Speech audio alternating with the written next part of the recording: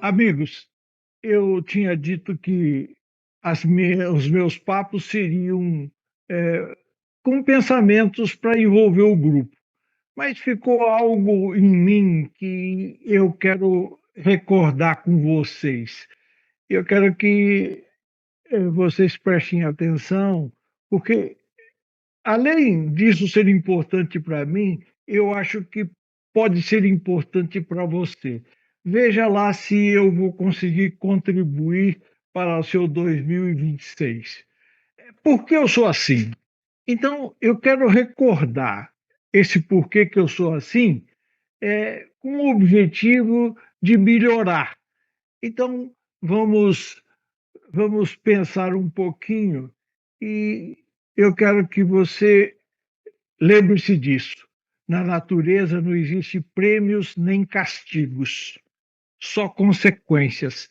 Então, se a gente tem a vida que tem em função das nossas consequências, é bom repensar. E uma outra coisa que eu quero deixar registrado é esse pensamento. Se há alguém superior entre nós, que seja para servir. Servir como? Ajudar-nos a crescer, o que a gente tem feito em todas as reuniões aí. Então, que cada um pense o que que eu posso fazer para ajudar os nossos parceiros crescerem. Quero recordar sobre a minha vida nas áreas. É importante que você pense, para você isso que eu vou ler. Quero recordar sobre minha vida nas áreas do corpo, da mente e das emoções. E eu desejo melhorar essas áreas. É importante que você deseje isso. Eu desejo melhorar meu corpo, minha mente, minhas emoções e meu ser como um todo. Mas o que eu vou destacar nesse bate-papo são essas coisas principalmente. Então, voltando ao nosso objetivo. Por que eu sou assim? Se você tivesse que contar para um neto, para um amigo, por que que eu sou assim? Por que que eu reajo assim? Quais seriam os pontos que você destacaria? Então, quero deixar registrado o seguinte: depois de recordar o que nós vamos recordar aqui, vê se você anota algumas coisas para fazer sua autobiografia. Então, se você souber por que que você é assim, você pode fazer isso para deixar para as pessoas que você quer bem. Então, eh,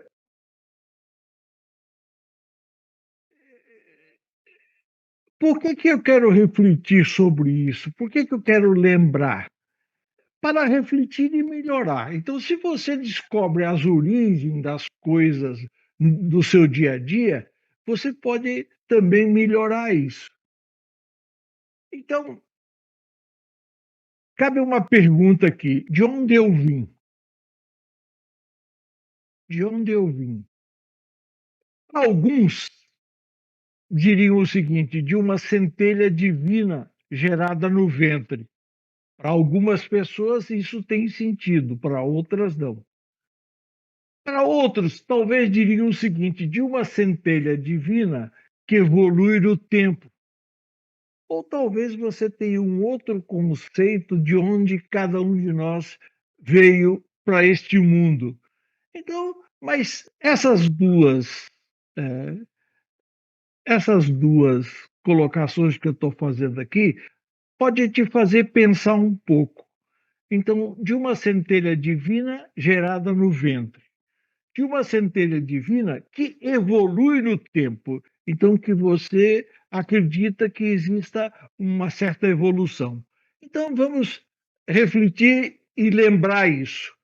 Entramos nesse mundo pela família. Então procure lembrar na origem, seu pai, sua mãe. É importante que você reflita sobre isso agora. E depois que você imagine uma caminhada quando você foi gerado no ventre da sua mãe. Então, cada um de nós passou por essa experiência. Então você pode procurar se imaginar como foi, o que que tua mãe falou da tua gestação, tal, se teve alguma coisa que aconteceu diferente, se foi normal, se foi tudo bem, tá? E que quando você ficou pronto, daqui a pouco você estava no ambiente familiar. Então, procure lembrar de você pequeno, a sua família, o seu avô, sua avó, sua mãe, seu pai. Então, é importante que você relembre isso para nossa continuidade. E aí eu te faço uma pergunta: o que que cada um de nós herdou? O que que herdamos? Uma coisa que nós chamamos de memória. E essa memória é importante a gente refletir sobre ela. Então, que tipo de memória cada um de nós herdou? Então, tem uma memória geneticamente e mais aformada. Para uma turma do nosso ambiente, essa resposta, ok, eu tive uma memória geneticamente, né, herdada geneticamente, e mais aqui eu formei durante a minha caminhada. Para outros, pode ter um sentido um pouquinho diferente. Então, a minha memória, eu herdei algumas coisas de vidas passadas, mais a parte genética e mais a formada. Então, essa B atende o grupo que acredita em vidas passadas. E eu quero fazer uns comentários a respeito disso. Se você quiser procurar, tem um vídeo de um menino de 7 anos no YouTube que ele disse que é Ayrton Senna. O que eu achei importante nesse vídeo é que eles fizeram várias pesquisas, quer dizer, para saber se o menino teria como retirar essas informações de algum lugar. Fizeram até com os médicos particulares do Ayrton Senna e tal. Se você se interessa, procura no YouTube esse menino que diz ser o Ayrton Senna. Então ele descreve cenas, ele fala de coisas interessantes.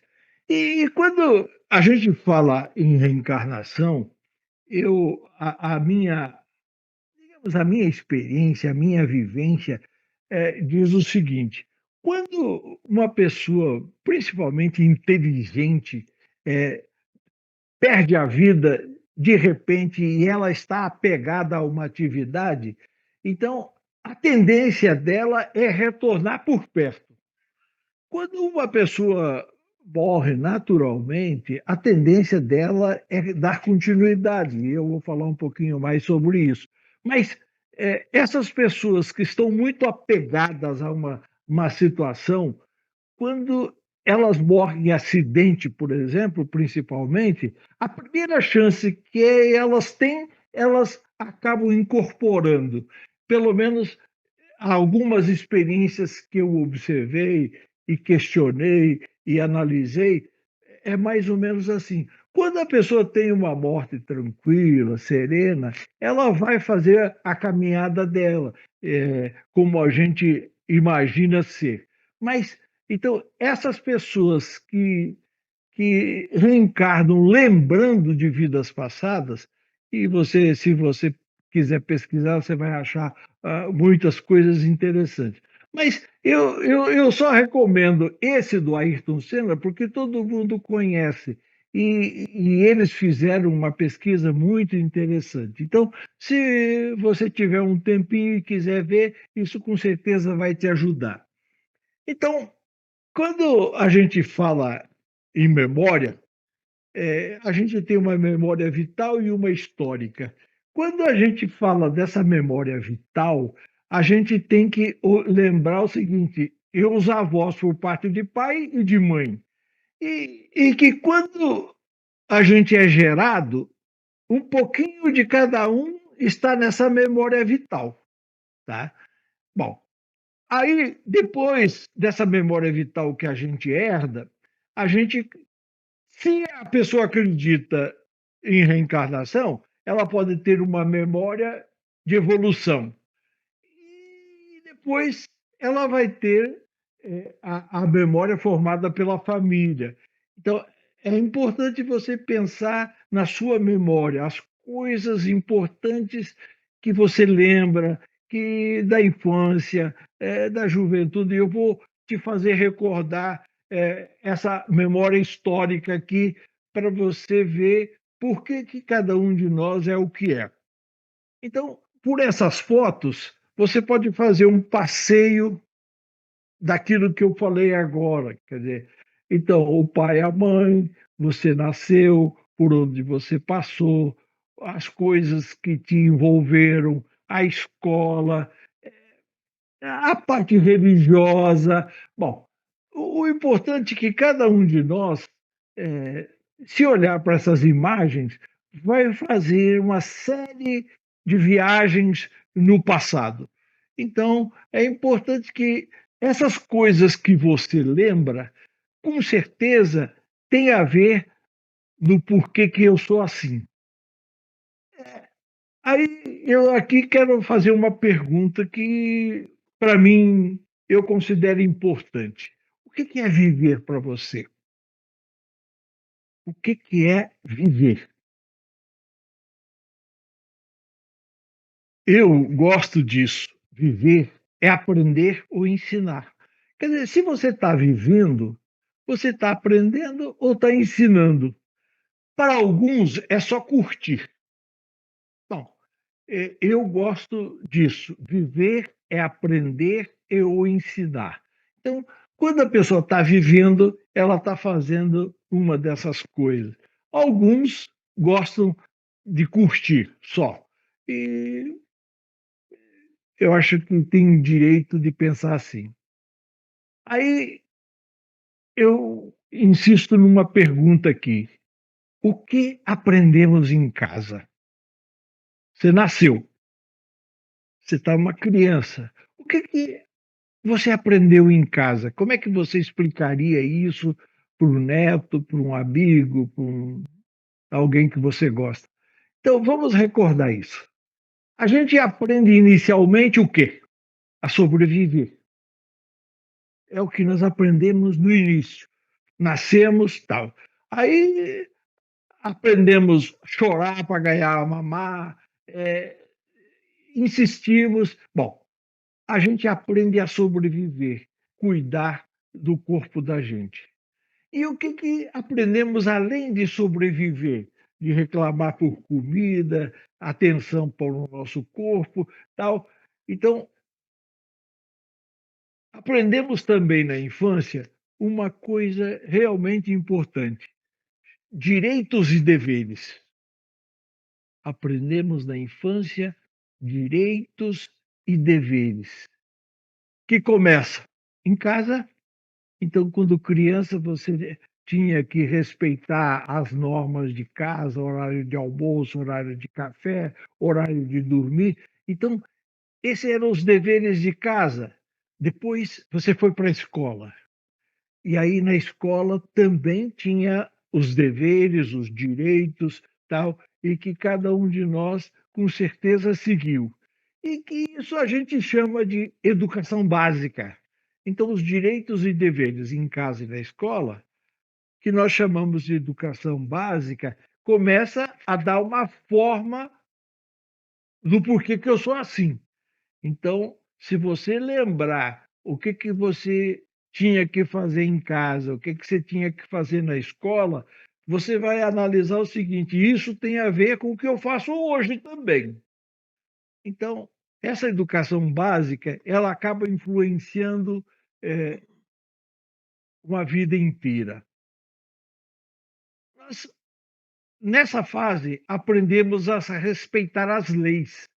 Então, quando criança, a gente aprende isso, e isso realmente é muito importante. As leis, direitos e deveres com a família, com a sociedade, com o universo. Cada um de nós aprendeu na infância os direitos e deveres que eles com certeza afetam até hoje o nosso comportamento. Então, esses direitos e deveres com a família, com a sociedade e com o universo, eles marcam uma coisa importante do por que eu sou assim. E que isso a gente chama de educação. Então, esses direitos e deveres que a gente aprende no nosso meio, que a gente chamou de educação, tem muito a ver com o que a gente é hoje. Aí, dessa fase de criança até por volta dos 7 anos, a gente forma inicialmente uma coisa importante, que é o nosso caráter. Então, o nosso caráter, ele tem muita influência da nossa infância, que são os valores básicos que usaremos em nossa vida. Quando a gente vai orientar um filho da gente, a gente normalmente vai fazer parecido com o que fizeram com a gente lá ou não, se a gente não gostou. Mas, de qualquer forma, esse caráter que a gente forma até por volta dos 7 anos, ele vai acompanhar a nossa caminhada. E lembrando também que até por volta dos 7 anos que a gente desenvolve a imaginação, a capacidade de fazer as nossas viagens. Ok, então essa é a nossa infância até por volta dos 7 anos. Lembrando então que o caráter são os traços da nossa personalidade ou os paradigmas, as coisas básicas que, que a gente mantém lá dentro, que quando não tem nada, vem de lá, tá? Onde mais eu aprendi? Onde mais eu aprendi? O, eu estava vendo umas coisas que a gente lê por aí, e a ciência fala isso, ó. Tudo que eu devia saber na vida, aprendi no jardim de infância. Então, nos primeiros anos da escola, você acaba formando os seus paradigmas, as regras que você vai usar durante uma vida inteira. E aí, se você olhar com carinho isso, você vai saber por que você é assim, tá? E se a pessoa receber um carinho diferente disso, uma orientação diferente, ela será diferente. Bom, depois da primeira infância, o que a gente tem? O período das escolhas pessoais. Esse período das escolhas pessoais a gente chama de adolescência, início da busca do nosso estilo. Então, escolhas pessoais, adolescência, estilo, isso vai até por volta de 21 anos. Então, se você pegar dos 10 anos para frente e começar a dar uma olhada nisso, você vai ver por que você tem o estilo que você tem hoje, né? Então, o período das escolhas que cada um fez. Como foi a minha adolescência? Programamos quase tudo sobre o nosso presente.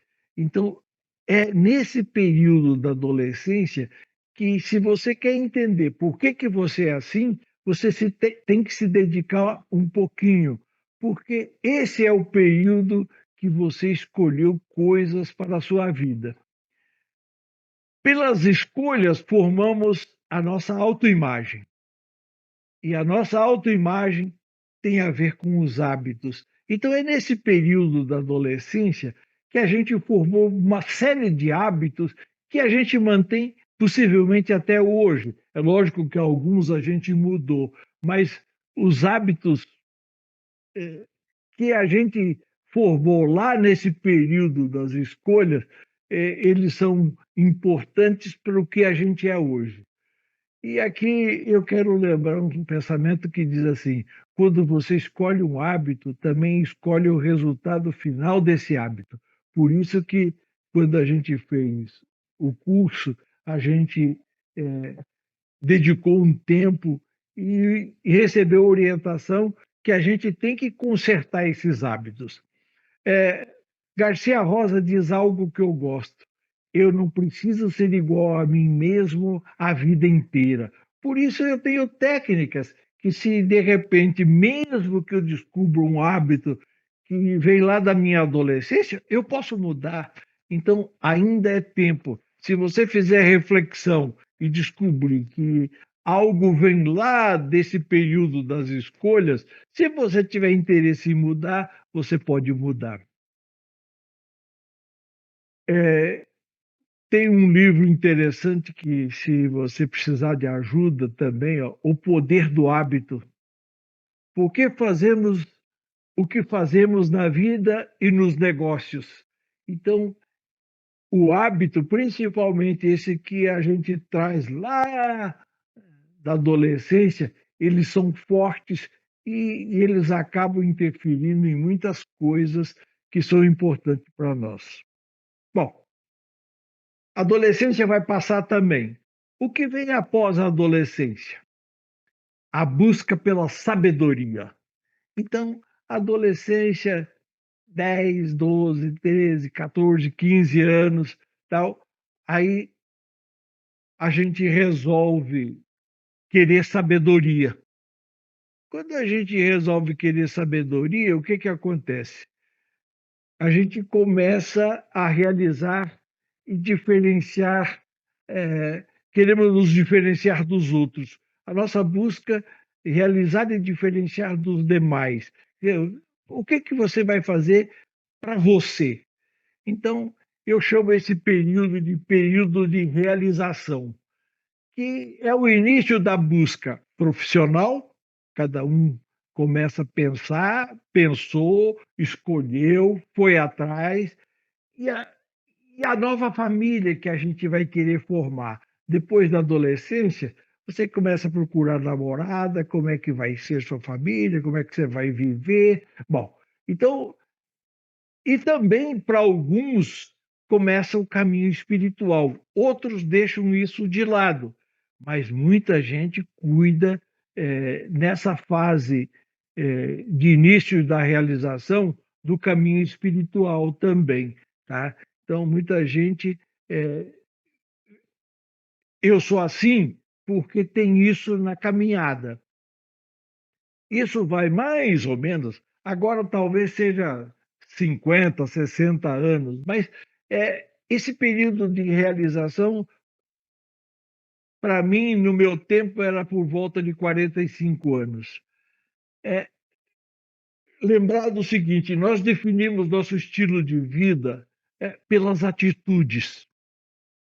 E quando a gente fala em atitudes, eu gosto de lembrar William James, que ele diz assim: "A maior descoberta de minha geração é que os seres humanos podem mudar suas vidas se mudarem as suas atitudes mentais". Atitudes mentais, o que é para você? Pense nisso. A maior descoberta de minha geração é de que os seres humanos podem mudar suas vidas se mudarem as suas atitudes mentais. O que vem na sequência, depois de você buscar sabedoria e seu estilo pessoal, depois desses que você escolheu sua profissão, sua maneira de viver, sua nova família, depois de um tempo, você vai entrar num período que eu chamo de constatação. O que eu consegui? Vai chegar uma hora que você vai se perguntar o seguinte: o que que eu consegui profissionalmente? Na área da faculdade, na parte de trabalho, o que que eu consegui profissionalmente? Na família, o que que eu consegui na família? Espiritualmente, eu me liguei, me desliguei, ainda falta. Então, nesse período de constatação, normalmente a pessoa se liga nisso, para saber o que que conseguiu, como aconteceu, se realizou, não se realizou. Isso vai até mais ou menos 60 anos. Então, esse período de constatação, que você vai analisar o que você conseguiu profissionalmente, na família, espiritualmente, vai até por volta de 60 anos. Ok, eu achei isso e eu quero que você reflita um pouquinho. Me olhei no espelho e perguntei: "Quem é você?" E ele disse: "Suas escolhas." Nós já sabemos disso, que eu sou assim pelas escolhas que fiz. Agora, é bom eu dar uma olhada nesse retorno, quais foram as escolhas que eu fiz. Então é isso que eu estou te convidando a fazer, lembrar das escolhas e as consequências que elas tiveram. Paulo Coelho diz assim: só uma coisa torna um sonho impossível: o medo de fracassar. E nós sabemos que o medo não pode comandar nossa vida, nós temos que ir além dele. Tá? Com o enfraquecimento do corpo, lá dos 60, vêm os questionamentos. Quantos de nós já estão aqui? Quais são os questionamentos que a gente se faz? Agora, tem que cuidar que a pessoa que não está preparada, quando ela chega nessa fase dos questionamentos, que ela tem alguns apegos e ela normalmente vai ter problemas por aqui. Fase dos remorsos, apegos com o passado.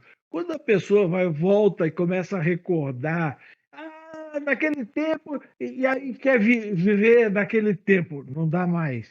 Então, e quando, por que, que eu não consegui isso, tal? Né? Então, depois dos 60 tem que cuidar com essa fase dos remorsos. Eu coloquei um pensamento que eu gostei aqui que diz assim: às vezes a vida nos faz mudar de rumo, às vezes o rumo nos faz mudar de vida. Então, pensa a respeito disso. Às vezes a vida nos faz mudar de rumo e às vezes o rumo nos faz mudar de vida. Então, quando a gente olhar para o passado, tem que lembrar que existem essas duas possibilidades, para você não ficar criando remorso aí. Então, as dimensões que chamam a nossa atenção nessa reflexão é a nossa realidade e a parte espiritual, principalmente, eh a parte energética. eh, Na verdade, essa parte espiritual, eu coloquei aqui, poucos entendemos. Nós sabemos que temos uma energia que não sabemos de onde vem, que vai e tal, mas quando a gente faz uma reflexão, é bom lembrar que tem a nossa realidade e tem a parte espiritual daquilo que a gente entende pouco. Os questionamentos espirituais, eu quero lembrar aqui.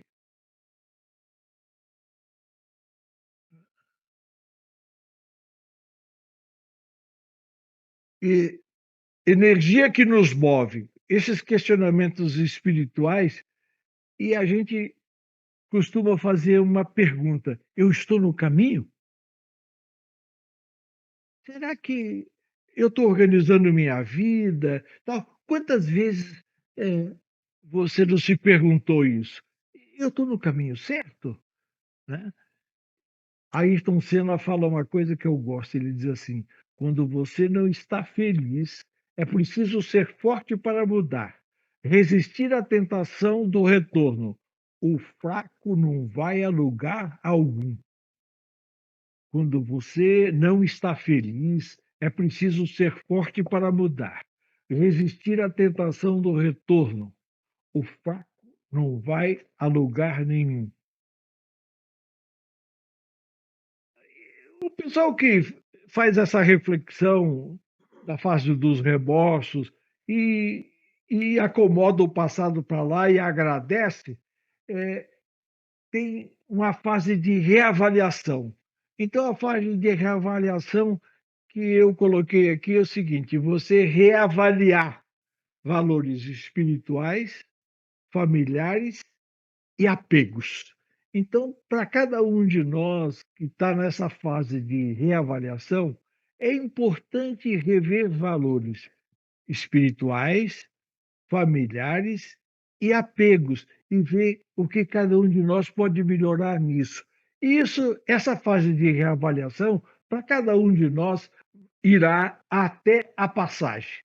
Aí, para muitos, quando chega nessa fase de reavaliação, eh, a pessoa entra em pânico por isso, medo da morte. E eu quero te lembrar que não deve ser um tormento, porque se a única coisa certeza na vida da gente é isso, então não pode se transformar isso num tormento para vocês.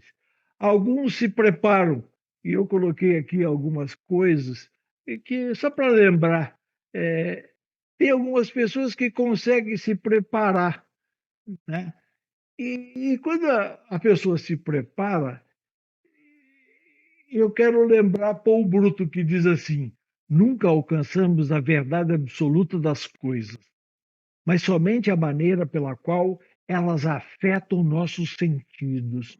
Então lembre-se que a interpretação vai ser sua, pelo que você é, pelo que você foi, pelo que você assimilou. Nunca alcançamos a verdade absoluta das coisas, mas somente a maneira pela qual elas afetam nossos sentidos. Mas não é obrigado a afetar o sentido dos outros igual aos teus, tá?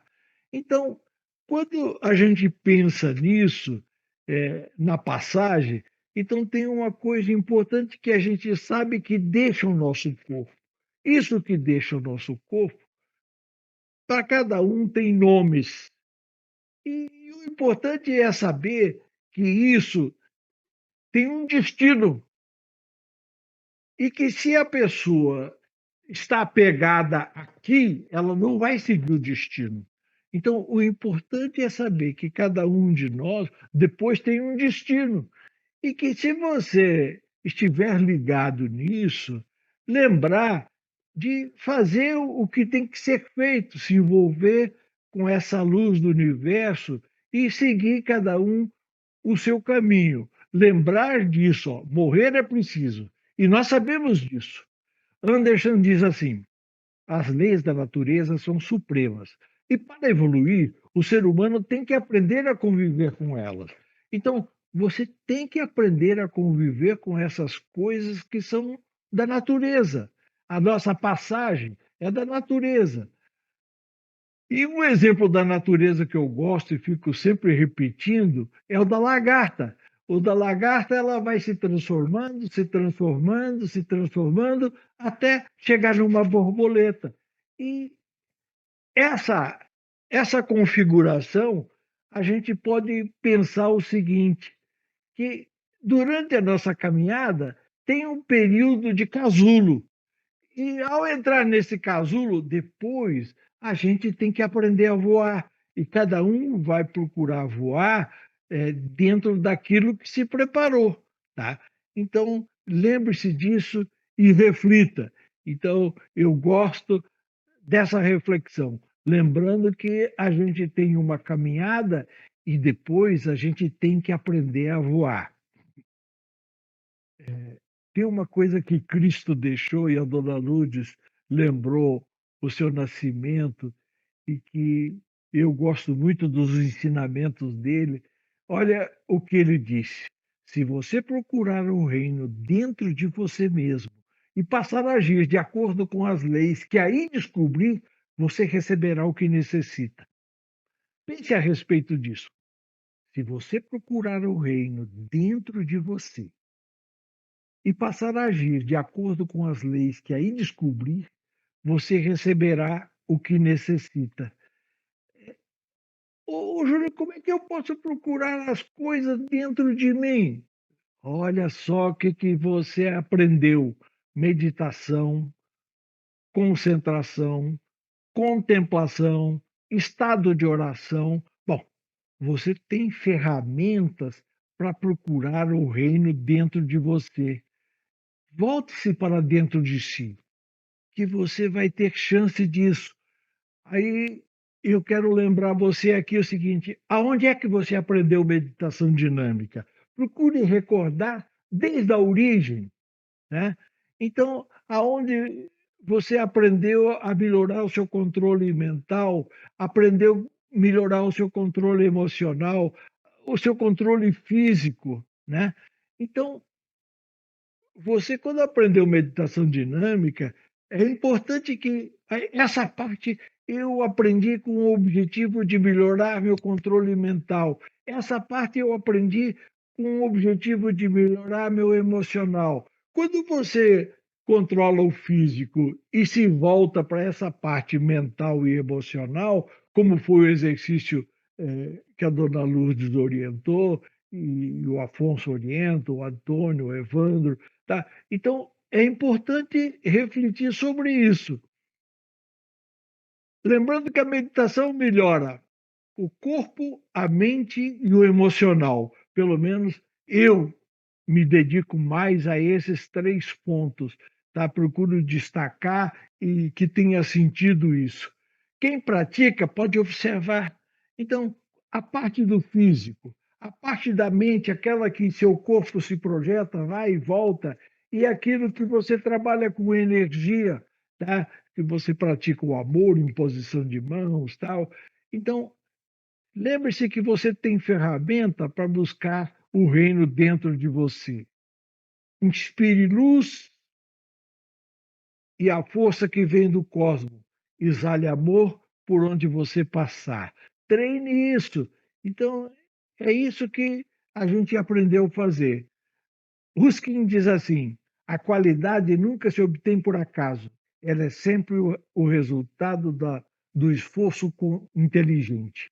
A qualidade nunca se obtém por acaso, ela é sempre o resultado do esforço inteligente. Então, se dedique, seja inteligente, organize as suas meditações. Bom, ô Júlio, eu já organizei tudo, tá? Já vi tudo, tal. Será que eu estou no caminho certo? Será que o que você está fazendo está certo? Eu coloquei algumas dicas para você pensar. As indicações de que você está no caminho certo são muito simples. Suas tensões começaram a desaparecer? Você está se livrando das tensões, das preocupações, tá? Você está mais calmo? Tem encontrado beleza nas coisas que jamais concebeu pudessem ser belas? Pense a respeito disso. Você tem encontrado beleza em coisas que antes você não ligava muito? Puxa, que coisa legal, que coisa, né? Isso é importante. Tá? As menores coisas começam a ter maior significado. Em vez de reclamar, você agradece. E sabe, como é que é seu dia a dia? Você tem agradecido por pequenas coisas ou só pelas grandes coisas? Então, se você está no caminho certo, essas pequenas coisas você começa a agradecer também. Essas indicações crescerão continuamente se você estiver no caminho certo. E se estiver no caminho errado, acontecerá exatamente o oposto. Então você continua tenso, não ligando para as coisas, não agradecendo, e assim eu reservei esse papo que eu queria para mim e compartilhei com você. Espero que você reflita sobre ele e, a partir dele, você faça a sua autobiografia das coisas importantes da sua vida.